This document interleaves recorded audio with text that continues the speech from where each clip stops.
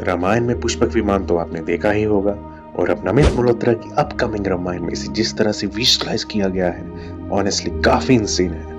इतना बड़ा, इतना डिटेल्ड, पूरा एक अलग ही लेवल का डिजाइन। लेकिन फिर मेरे दिमाग में एक सवाल आया, हमारे ग्रंथों में पुष्पक विमान को एक्चुअली डिस्क्राइब कैसे किया गया है? मतलब क्या वो भी ऐसा ही दिखता था या फिर हम जो आज स्क्रीन पर देख रहे हैं वो एंशिएंट डिस्क्रिप्शन से बिल्कुल अलग है?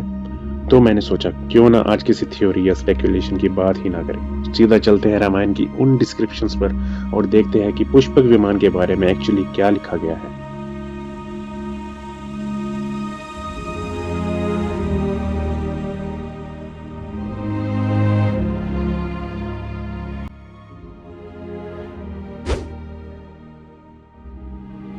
पुष्पक विमान को यूजुअली हम एक फ्लाइंग व्हीकल की तरह इमेजिन करते हैं, लेकिन जब आप इसका एक्चुअल डिस्क्रिप्शन पढ़ना स्टार्ट करते हो तब चीजें थोड़ी इंटरेस्टिंग हो जाती है।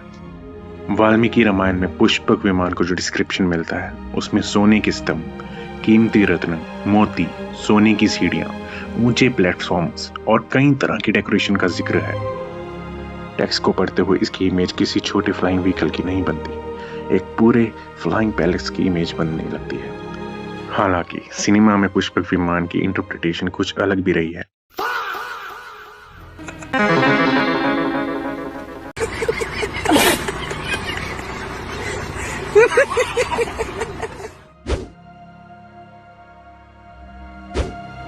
अब एक इंटरेस्टिंग क्वेश्चन, पुष्पक विमान एक्चुअली कितना बड़ा था?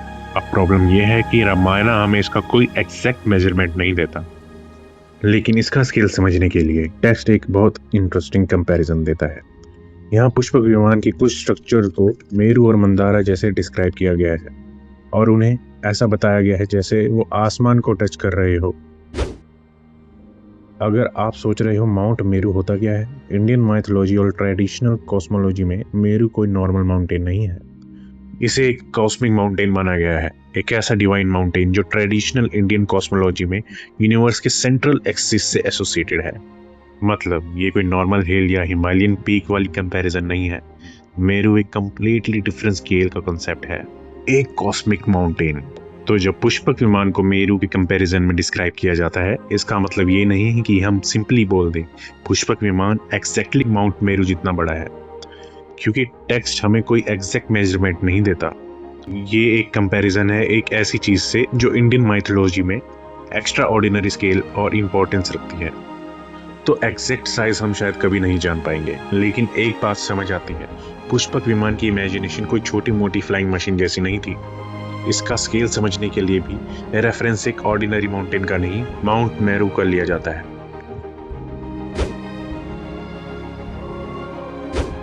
अब तक हमने पुष्पक विमान को उसकी डिस्क्रिप्शन और उसके स्केल की थ्रू समझा, लेकिन अब एक सवाल है, ये चलता कैसे था?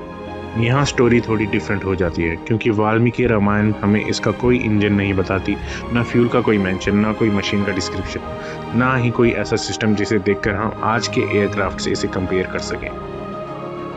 इंस्टेड टेक्स्ट इसका मूवमेंट एक्सप्लेन करने के लिए एक बहुत इंटरेस्टिंग वर्ड यूज करता है, कमागम। सिंपल वर्ड्स में अपनी इच्छा के अनुसार जाने वाला। मतलब पुष्पक विमान के मूवमेंट को उसकी इच्छा से जोड़ा गया है, जो उसे लेकर चल रहा है। इसलिए रावण के टाइम पर भी ये उसके साथ था। और ये इम्पोर्टेंट है क्योंकि पुष्पक विमान ओरिजिनली कुबेर के पास था। वाल्मीकि रामायण बताती है कि विश्वकर्मा ने इसे ब्रह्मा के लिए बनाया था, ब्रह्मा से ये कुबेर को मिला और रावण ने कुबेर को हरा के इसे अपने पास ले लिया। यानी पुष्पक विमान किसी एक व्यक्ति के साथ परमानेंटली फिक्स्ड नहीं था, जिसके पास ये था उसी की जर्नी का हिस्सा बन गया। लेकिन अब आता है एक और इंटरेस्टिंग पार्ट। रामायण में एक जगह पुष्पक विमान के लिए मनोजवम वर्ड भी यूज किया गया है, यानी मन की स्पीड जैसा स्विफ्ट। अब सोचो, एक तरफ कमागम, इच्छा के अनुसार जाने वाला, और दूसरी तरफ मनोजवम, मन की गति जैसा तेज। ये दोनों डिस्क्रिप्शन एक साथ देखो तो पुष्पक विमान का कॉन्सेप्ट नॉर्मल जर्नी जैसा नहीं लगता, जैसे तुम डेस्टिनेशन डिसाइड करते हो और पुष्पक उस डायरेक्शन में चला जाता है। लेकिन यहाँ एक लाइन ड्रॉ करना जरूरी है, हम ये नहीं बोल सकते कि पुष्पक विमान माइंड कंट्रोल एयरक्राफ्ट था, क्योंकि रामायण ये नहीं कहती। टेक्स्ट हमें एक्सपीरियंस बताता है, टेक्नोलॉजी नहीं। वो हमें ये बताता है कि पुष्पक विमान की मूवमेंट इच्छा से जुड़ी थी और उसकी स्पीड को मन की गति से कंपेयर किया गया। एग्जैक्टली ये कैसे होता था? कोई मैकेनिज्म था, कोई मंत्र, कोई डिवाइन पावर, या फिर ये सिर्फ एक पोएटिक वे था उसकी एक्स्ट्रा ऑर्डिनरी नेचर को डिस्क्राइब करने का?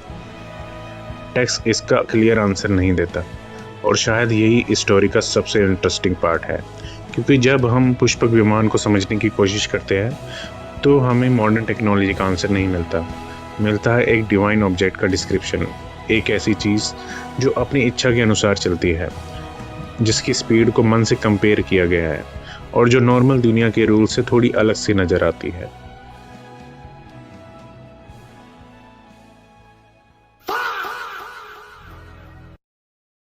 Home, you're coming to my room. Home. I'm coming to